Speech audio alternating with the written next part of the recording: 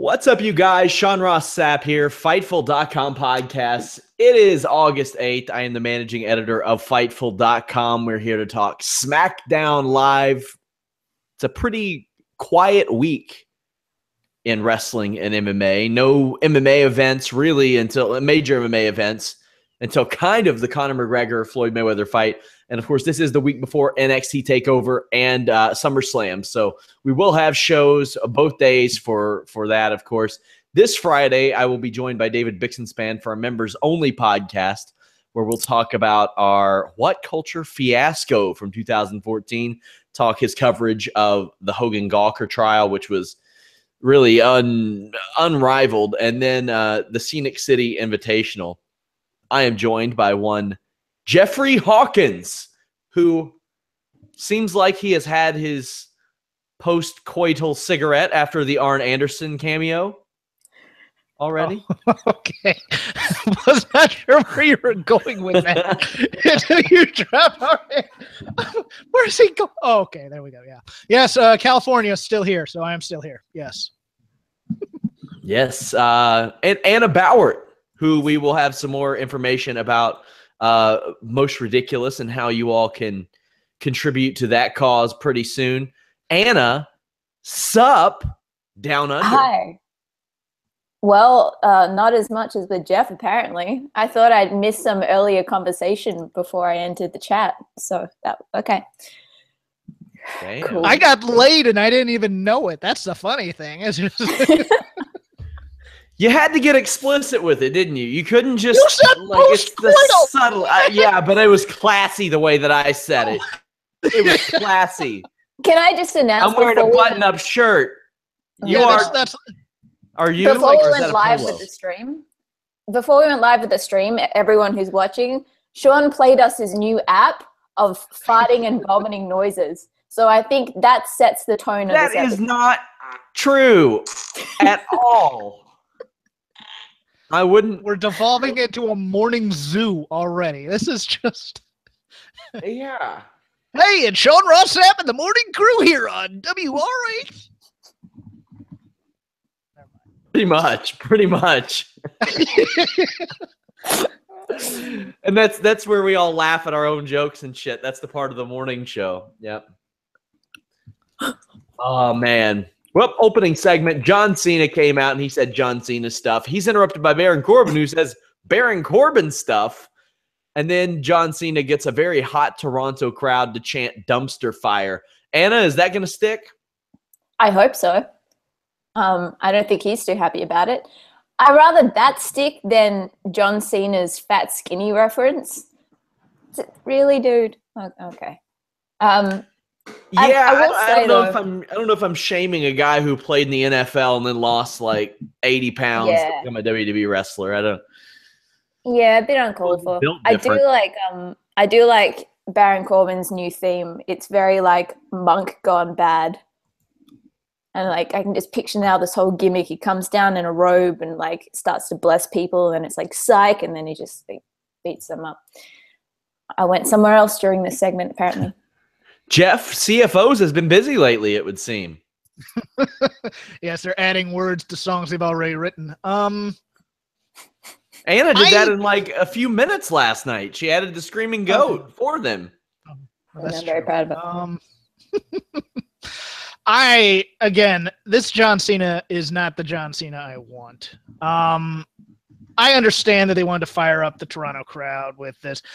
Shabba-doo, I'm John Cena. I'm coming out here to fire you all up and talk like this. But I would have liked that Nakamura match to have meant more to him, and that loss to have meant more to him, and now he's angry and wants a fight. That's the John Cena I wanted here. And I just, you know what, this is sparkle crotch. That's what dumpster fire was to me. I really just, I had no use for it. I don't like the skinny fat reference either because of the correlation with CM Punk. So, I mean, I understand that the point of this segment just wasn't for me. This ended in a very, very over Daniel Bryan booking them against each other at SummerSlam. Baron Corbin has seemed like every bad heel stereotype. Like he was created in a lab and just is I don't want to say a puppet. That's kind of derogatory, but he does the whole thing where he walks halfway to the ring, and then he's like, no, I'm not doing that. Okay. We get it. Yeah, someone told Baron Corbin to be entertaining. Who it was, but they said that to be dismissive and entertaining instead of badass, and I was just like, okay, maybe that's a bit of the disconnect as well for me. But that's the thing. We've seen him on Talking Smack. We've seen him on Up Up Down Down. He's naturally entertaining while he's doing his own thing. But it's like the creative see that and they try and bottle it without actually understanding the essence of what he's doing. It's a weird time. Is there anything like that stands out that Corbin can do to like maybe capture your interest, Anna? Just not try so hard. And it's more the creative just letting him go ahead and like cutting back on the bullet points, cutting back on the writing of him, and I don't know, maybe just letting him have more input as well. The Usos defeated Ty Dillinger and Sami Zayn. Jeff, am I alone in like thinking that I would like a Dillinger and Zayn tag team? No, I don't. If they were going to be a normal tag team, I wouldn't want to debut them this way necessarily. But sure. I thought this was I think they mesh well together. They have similar chemistries that kind of complement one another. They're likable naturally too. That too, yeah. So they both got great reactions in Canada, of course. They'll be getting the heat for the Usos tonight. Not a lot of action before the commercial or during the commercial, but as soon as it came back, it got pretty wild. We had Sami Zayn flying over the top rope onto both Usos, then a sky high from Dillinger. I love that he's using that move. Then there was like a jumping stomp to the back of Sami, or it was Ty Dillinger's knee, which set up the Tequila Sunrise. I thought that was great. That was an awesome setup. New Day attack Usos from behind. Anna, what'd you think of this unfortunately abbreviated match and the New Day tactics afterwards? Because as baby faces, we don't traditionally see this out of them.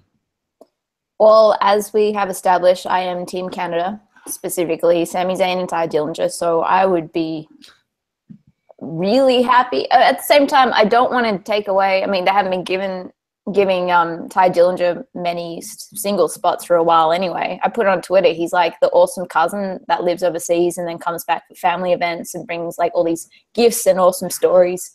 And you love it when he's there, but he's just not there enough. So, yeah.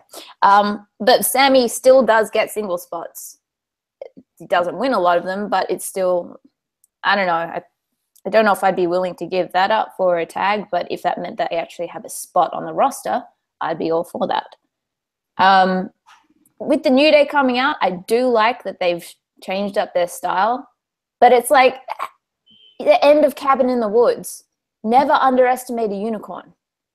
That's it. They can get savage, and only a few people understand that. But see that movie; it's good.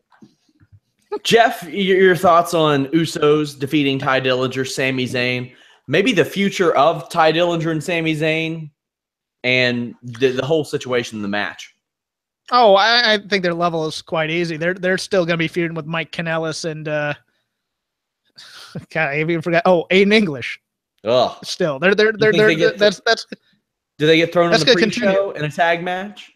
I don't even. They may not even make any of the show this year. Because although they have a 2-hour pre-show, there's a chance. I just don't know. I mean, there's always a 2-hour pre-show. Is it? Oh my God. I think so. Yeah, it's a 6-hour show in 2 weeks. Get ready. Jesus Christ! I am kind of relieved that the New Day did not hit the chair shot. I really am. Look, there's nothing wrong with me with a baby face coming out to kick some butt. I have no problem with that whatsoever. It's just kind of the way that WWE does it. When they do that, it's kind of like Larry on Raw. It would be Bailey asking for a kendo stick, and then, it just doesn't fit the character necessarily. And I kind of like that they missed with the chair shot. I understand the anger and stuff, but part of me was like, they're going to ruin any kind of goodwill they have here, especially in Toronto, which was cheering for heels all night, except for Canadian. Well, they did get New Day Rock's chance. The more they did stuff, I was like, oh, they're doing this. They're doing this. Okay. Oh, they're doing this. They painted into a corner then, though, because that was the backlash that Bayley got with the whole, like, she didn't actually want to pick up a chair or pick up the kendo stick. She didn't actually want to hurt anyone. But it's like, well, this is what the match is. And the Usos have kind of set the bar here of the Usos Penitentiary. So they're going to get shit either way for stepping up or going back. Yeah. Up next, Charlotte defeated Lana. Jeff, break this down for us. Wow. Lana got in there and tried, and Charlotte wrestled. That's Lana's gimmick. I tweeted, it's God loves a trier. Mm-hmm. Now, Anna, I'll ask you this. Has Sienna had her ass out before tonight? Because if so, Charlotte's getting an angry tweet about it. I wouldn't be surprised if she did anyway. Look, I don't know much about all that, but I don't know. Like, it's obvious the one person she is taking inspiration from, it's her dad. Yeah. Like, that's the thing. Yeah, you can say that people are ripping off whatever, and sure, there might be some element of it but it doesn't matter at the end of the day. It's like there is no original idea anymore. Everything is taken from something else. No point making, like, unless it's a direct ripoff, like, say, a Photoshop you made ends up at the Festival of Friendship or something. Like, it's a different story. Yeah, Jeff? in the stand-up world, they say if someone does a joke better than you, it's theirs. Also, quite frankly, if you do the same thing on a bigger stage and get more renowned on it, if you were the one stolen from, you're going to have to come up with some new stuff. That's just the nature of the beast. And look, if she did it on purpose, I think it's dirty pool. Don't get me wrong. I think it's bad mojo to do that. But if she did it, it's no longer Sienna's. So I would be surprised if Charlotte had watched anything involving that company since splitting with Bram. I agree, but I also think that maybe somebody else watched and said, maybe you should do this and try this, and maybe either subconsciously or consciously had seen it. Well, I know that the Becky Charlotte spilling the tea thing is a backstage deal. It's one of those things that the girls have put on TV, like the whole Unity shit that was a 15-year-old Chappelle gag that Team Bad tried to get over on WWE TV. It just didn't work. They're all the time putting like their backstage stuff, sneaking it in, getting it in there. And that was one of those. I really doubt that either woman had any clue that Sienna, Allison Kay, whatever you want to call her, did that. I mean, is it possible? Sure, it's possible. But how long have Bram and Charlotte been split? Like over years now, right? Years. Oh, yeah. Sienna's been in Impact, TNA, Global Force Wrestling. It's since like April, May of last year. I really doubt that I barely have time to watch Global Force. I doubt Charlotte does. But I could be wrong. Maybe she's DVRing it every week and she's getting home and she's like, what kind of shit can I steal this week? Who knows? I liked Lana here. I thought it was great. Charlotte keeping the family tradition. Also, her father has a great tradition of being pantsed in the ring. So Charlotte's reaction to that was hilarious. She played that off pretty well. Backstage, Lana, it was shown last week where Lana said she was going to be a more ravishing, beautiful version of Tamina. Tamina confronts her this week, and Lana was like, yeah, I know I lost. And Tamina says, you'll never wrestle like me. And I was like, shit, God willing. Like, hopefully not. Shit. With any hope, Lana won't. But John, you're being cruel today, are you? Okay. Come on now. This ain't new. Maybe she's a nice woman. I don't know. I've never interacted with her. I'm not a big fan of her in-ring work. Some are. But she said that Lana got her title shot because she was ambitious. Where do you think this is going, Anna? Because now Tamina wants Lana's help, it seems. I think at the end of the road, there's going to be a feud. Right now, it's borderlining on some kind of weird domestic violence situation. It feels like it could slip in that direction. There's just a lot of animosity there and control, and then Lana tries to fight back and then gets squashed immediately. It's still very undefined, and I don't mind that it's undefined. It's keeping it interesting. It's interesting is probably the best way to describe this at this point. Jeff? I'm actually trying to figure it out because it could go one of two ways. It's either going to go where Lana's help to win a match and he doesn't get it, and then it turns into the domestic violence situation to which Anna referred. But what is this? You're going to help me be more ravishing type thing? Is Tamina getting a makeover? A makeover. I hope it's not a makeover angle. She's going to walk down the steps to Sixpence None the Richer, and then Lana's going to open the door. Is that a She's All That reference? Is that what that is? Okay, perfect. Yeah. Thank you. God, I'm old. But I'm hoping that's not what it turns into, but I think it might. Because I just think this is a television angle that's kind of not going anywhere. I don't think it's leading to anything major. This could be Freddie Prinze Jr.'s comeback. It could be. That. I think, from what I hear, you had a lot of great ideas. Yeah, everybody told me he was really good at his job. New fashion peaks. Arn Anderson makes the cameo and admits to tearing up Tully the horse. Jeff, just guide me through. Arn, I love you. You're one of my favorite wrestlers ever, but don't you ever turn heel on Tully like that. Don't you say that you were the workhorse of that crew. Don't you say that. You were a team. You were two men working as one, twin sons of different mothers, so to speak. And with J.J. Dillon, the mastermind of the Four Horsemen, a solid unit. No, I predicted it was going to be a joke. I thought it was going to be Michael Hayes the whole time again. I don't know. Did we want a new act introduced as the culprits behind this and to be serious? Once they said aliens, you knew it wasn't going to be the payoff wasn't going to be that. I did appreciate, yes, anal probe, wardrobe, anal probe. I did appreciate the elephant cashew joke or pistachio joke.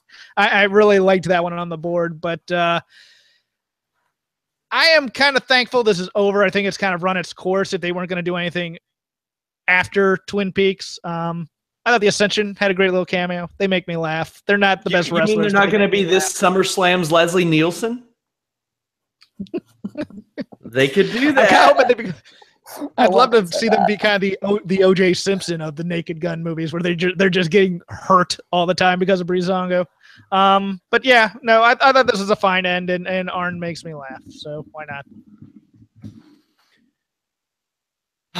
God rest Leslie Nielsen's soul. If he was alive, they could just bring him back because he's more relevant than some of the jokes they make on that show. So there we go. Anna, do you have anything to add about this week's Fashion Peaks?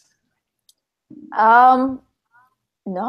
Like in terms of the question of if you want it to be another tag team, only really if, we're going to see Breezango back in the ring anytime soon. Aside from that, I don't know. I do hope it keeps going. There's so many eras to go through and so many spin-offs. I can help them if they want. It's kind of my thing. But on the Ascension thing, I like that Satanists are getting a new perspective in mainstream media. They're not all bad people. Yeah. They're just like pie.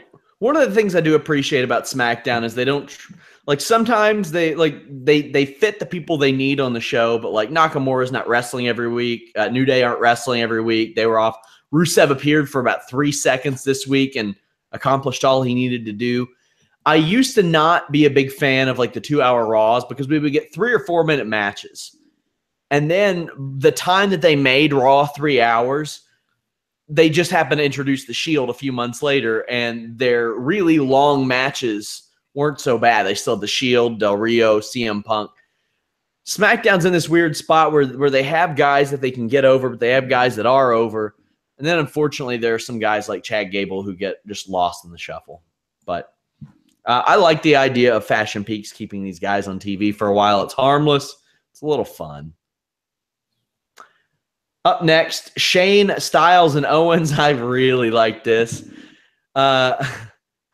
The thing that I kind of like about it is that Kevin Owens almost channeled Shane McMahon back in like 2000 when Shane had proof that Steve Blackman ran over Stone Cold Steve Austin, and he showed a video of Steve Blackman running over Ken Shamrock the year prior.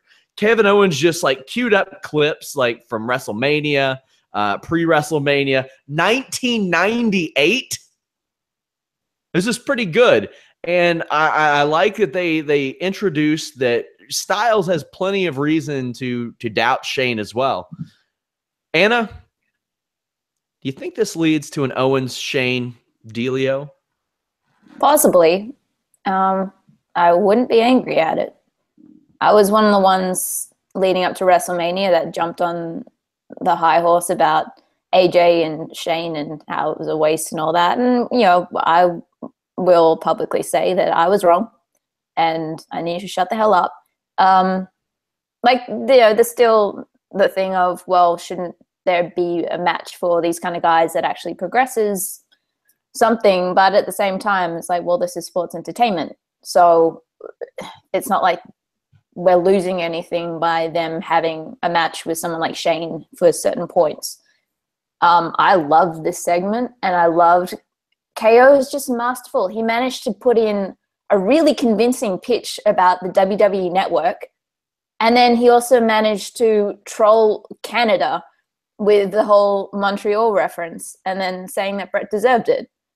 It was beautiful, and I love that they brought back all these old moments. And to be honest, not to buy into the whole idea that Vince has about the audience, I did kind of forget that AJ put Shane's head through a car window.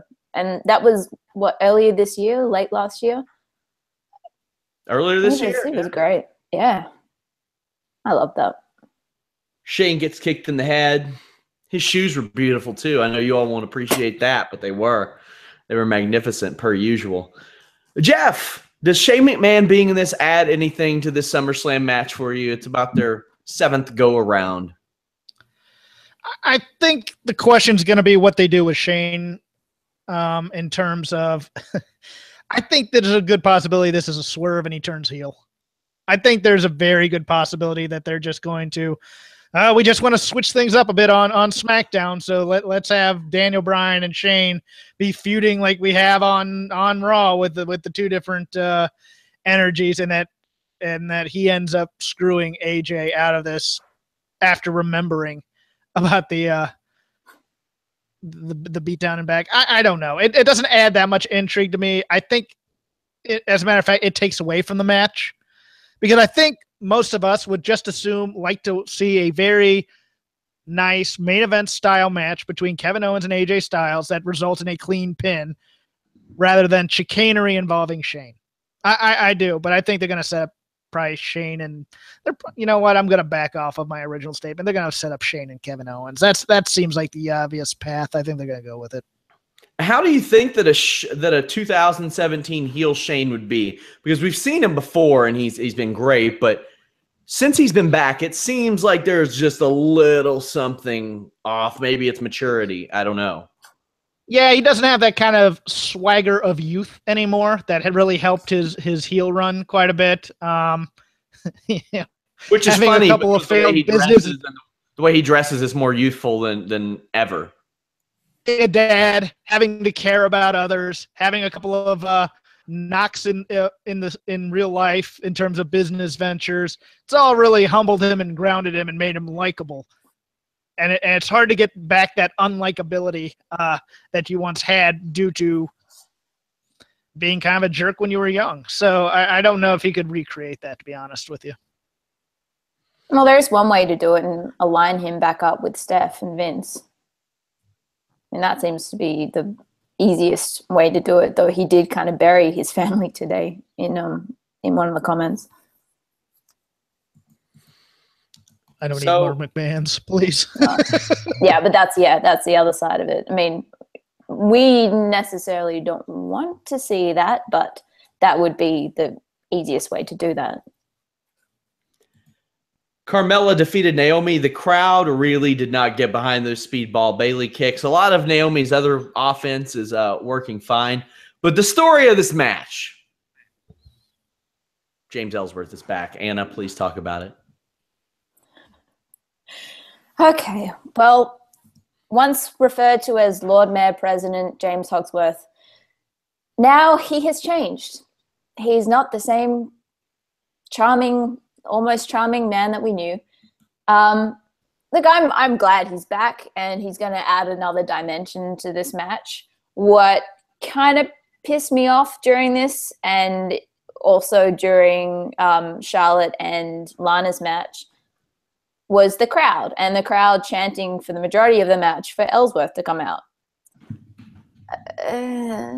Come on, guys. Like, I get it. You're gonna heel country. Yeah, I don't know. I'm happy he's back, though. Are we talking about the Natty promo backstage yet? Yeah, go ahead. That would have been such a big burn. And if I see you hang around, I'm going to give you a chin like him, referring to Ellsworth. That would have been so good. Yeah, but it would have been so good if it was actually delivered with anything behind it. Yeah, that's it. That's it. Jeff, I'm happy to see Ellsworth back. Are you? Oh, very. Our long national nightmare is over. James Ellsworth is back. I thought, let me go in reverse. Natty is the worst actress on this roster. She is bad at delivering lines, or at least the lines that they give her. I was not a fan of the match itself with Naomi. I thought the offense was terrible. I thought they went to too many spots that they've done before with Carmella and kind of, the whole, I'm getting kicked in the butt. Stop it. That whole thing. The speedball Bailey kicks weren't anything. I think it looked like from the angle they shot it, Naomi jumped before Ellsworth even touched her. I don't know if that's true, but it didn't look as good as it could have, I think. But I like that they popped hard for it. I would have liked probably a little bit more sustained reaction, but I'm glad James Ellsworth is back. He is a welcome, flaky presence on SmackDown. I'm happy to see him back. The big hog flying again. Carmella has to keep the top, though, with Ellsworth on it, I think. I think that's money. Yeah. Oh, without a doubt. To sell that now. Randy Orton defeated Jinder Mahal. This may have been the best match on the show, and maybe their best match that they've had. Like, I enjoyed it more. The crowd was into it more than any. The thing is, it didn't mean a damn thing. And Jeff, Jinder Mahal, WWE champion, gets pinned. Now, I've said this for months and months and months. Very consistent, at least. No Singh brothers there. He gets pinned without them. Also gets pinned a week and a half before SummerSlam. What gives? Yeah, I was angry at this match up until Rusev appeared for those last 3 seconds because it didn't make sense. It undercuts Shinsuke Nakamura's title match in many, many ways just to get heat back on Randy. Baron Corbin is sitting there with a briefcase, able to cash in for a match at any time, and Jinder's taking an RKO without the Singh brothers. And if this were real, Baron Corbin's cashing in to go after Jinder Mahal at that point. And then Jinder Mahal's losing clean before SummerSlam match. There was absolutely no sense to any of this, including the fact that Rusev didn't appear until at the very end. So I know what they're doing. I don't get any of it. It doesn't make a logical progression to keep your main event from SmackDown on SummerSlam hot to book these guys in this way? Randy Orton is incredibly unmotivated, and I don't understand. I just don't understand the mentality of, let's keep this guy up here. Let's keep this guy in this spot just because he's been there before. They pop for the RKO and they pop for his entrance. Why wouldn't you keep him on top? That was a great transition, a great reversal from Mahal's finish into the RKO. Yeah, but they don't pop for anything else. Like they're not popping and showing up. Like, I mean, he's never been shown, or in recent memory, he's shown to become a live event attraction. Like, he's just not there. His matches almost always fall flat. Almost always fall flat. I don't get it. I don't get it. I don't understand it. Anna, what'd you think of Jinder Mahal getting pinned? And yeah, it just seemed a little weird, so close to SummerSlam. I agree with Jeff. I thought this was my favorite match of Jinder's so far.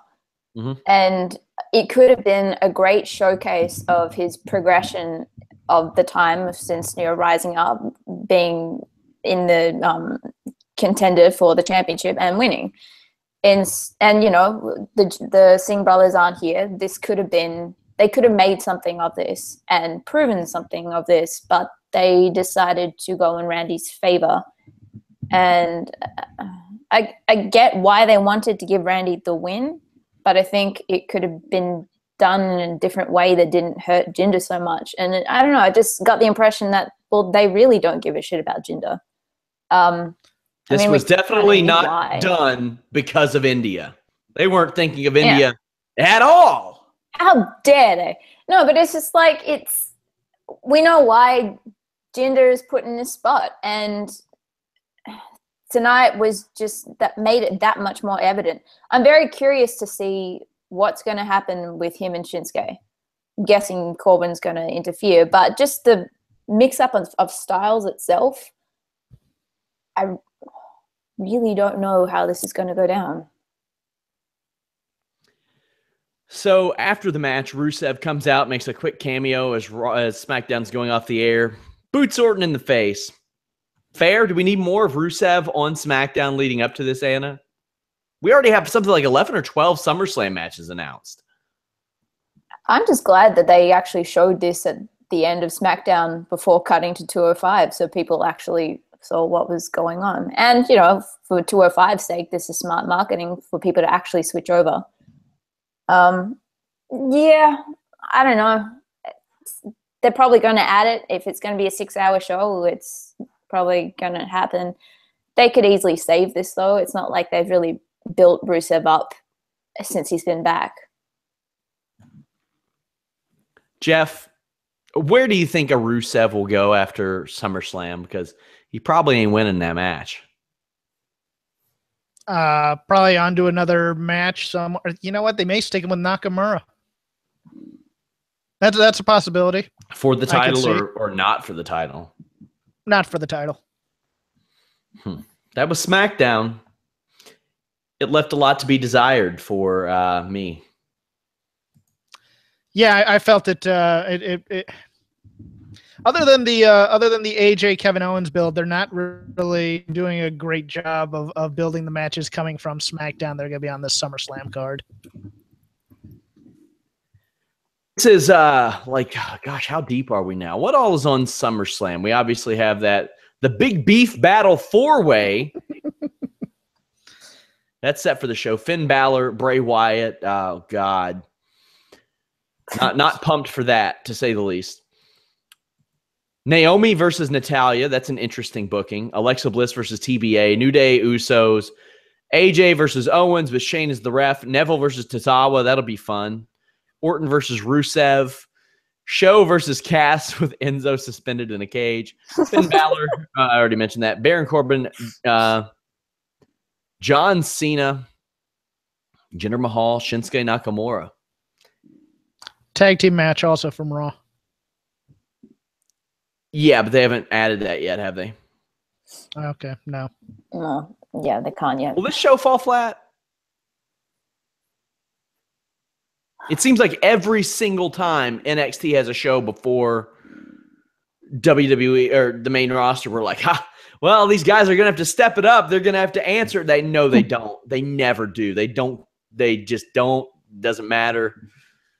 I mean, like Cena and Styles did at the Royal Rumble. They were trying to do something, but not a lot of other people. I think the lead up so far hasn't been like, none of the programs have really gone on long enough, and it's just, I don't know. I'm not like the 4-man big man thing. I am very excited about, mainly because Alex Palowski has convinced me that I am excited about this.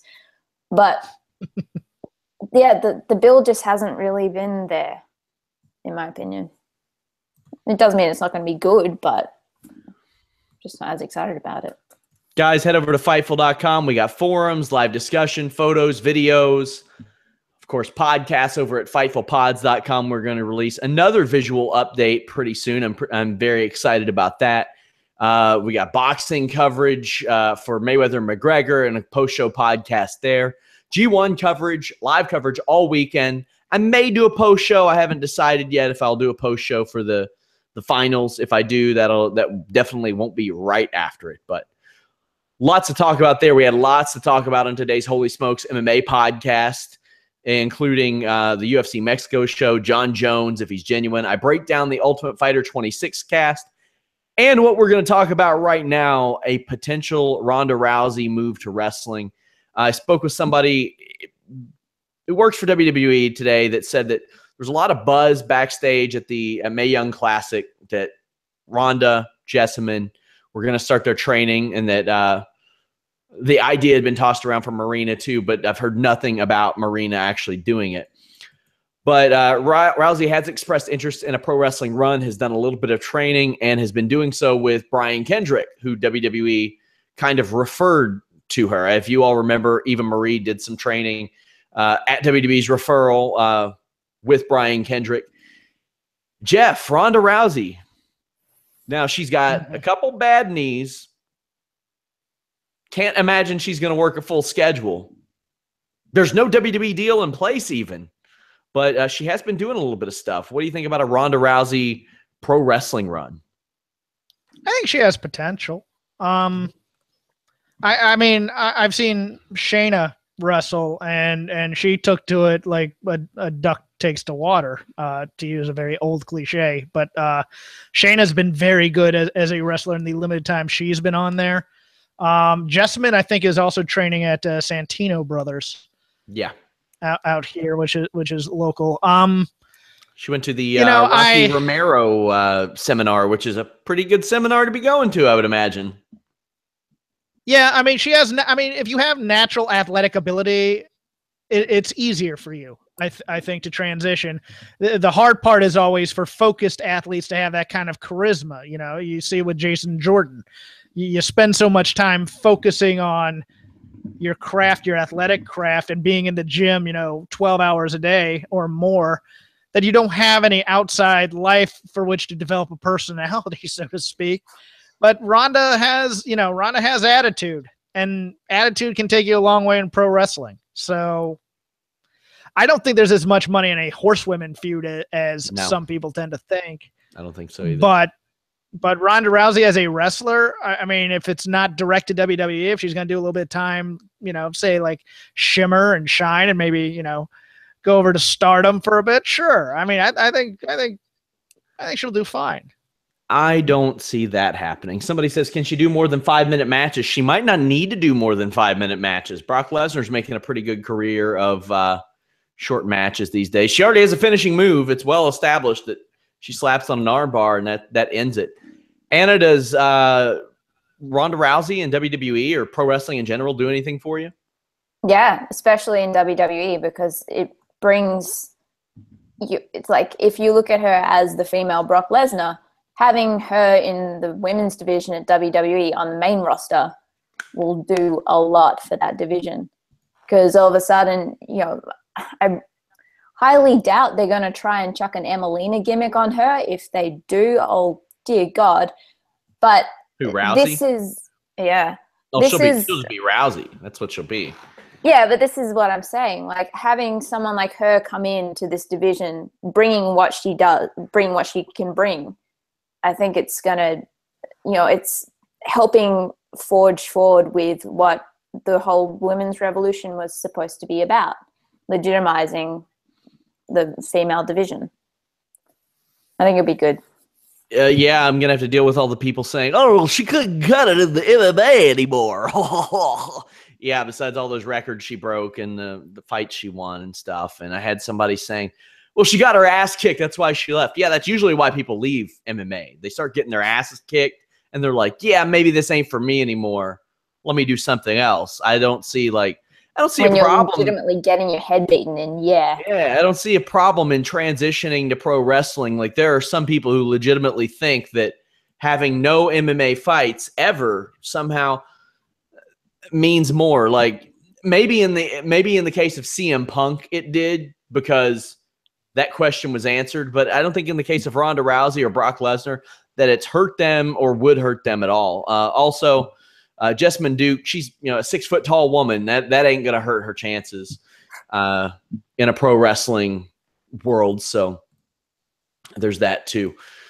Guys, we have The List and your boy live at 3 p.m. Eastern tomorrow. We're going to talk all kinds of stuff, including the Ronda Rousey situation. I'm sure that Jimmy Van's going to grill me about that situation, like hold a light up to my face and interrogate me. And Nigel will be producing the show. You all spoke and we listened. We tried it the old way last week, and we just wanted to go with Nigel. We wanted to give Nigel a shot, so we're doing it. Make him feel welcome. Say nice things in the comments. Jeff, what do you have going on this week? Oh, well, actually, I was going to make one more comment on Rousey. Her big problem might be just the office politics of wrestling. She may not. She doesn't. Brock's a different kind of cat because he went in and he did wrestling first and then went to MMA. This is coming from something different, and there's always going to be one person who's going to say, "Oh, she walks around like she owns the place" or something. And then from there, rumor mongering goes, and we'll see how she handles that. But that'll be the most interesting part to me. What do I have going on this week? Shake Them Ropes recording tomorrow. Rob will be back. Rob married, took a week off. We'll talk Raw, SmackDown, Toru Yano, and episode 6 of Glow. Anna, give us an update on Most Ridiculous. You're doing an independent deal now. Yeah, Most Ridiculous is coming back for a SummerSlam special. You can find the information on my Twitter page. I think the tweet is pinned to the top, and you can help me out and bring it to life. Very cool opportunity. Definitely check out Anna's Patreon for Most Ridiculous. People are asking, Anna, is my hair going to get longer than yours? I hope so. It is. You too can inadvertently have a Buffy season 6 haircut. I'm hoping. Come on, hair. Come on. Good. Concentrate really hard, Anna. People have been complimenting it. Oh, thank you. It was not intentional at all, but it happened. So thank you. Guys, you can follow me at... Hold on. We need to go. How was it not intentional? I fell on a pair of scissors. No, I went in for a trim and walked out with very, very short hair. Yeah. Super. Hey, Jeff, just quickly, is your mic actually plugged in? What is that cord hanging? Oh, this? I used to have it plugged into an electric box and then into my computer, and I just started with the new computer doing that. I didn't realize this was hanging here the whole time. It's kind of like having your zipper open during the entire show. Thanks a lot, Anna. I'm now. Sorry, I was wondering if you actually plugged in or not, and this is just like a fancy thing. All right, Sean, do your plugs. Have either of you watched Ozark yet? No. It's fantastic. Jason I've Bateman. been rewatching. Jason Laura Linney in Bateman, that? A+. What is that? Is Laura Linney in that too? Yeah, she is. She's really good as well. Okay. She's great. I like her a lot. Fantastic show. binge watched that. Disappointed in Wet Hot American Summers, second season, third production. It was trash. Trash.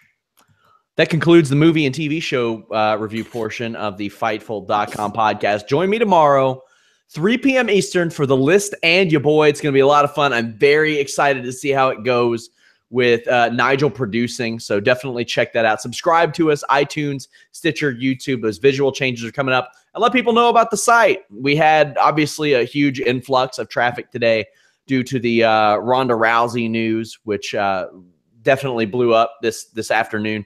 But definitely check us out. If you're only a fan of the podcast, check out the news, MMA, pro wrestling, boxing. If you don't like one of the three, you can always filter them out on the main page. Until next time, guys, we are out.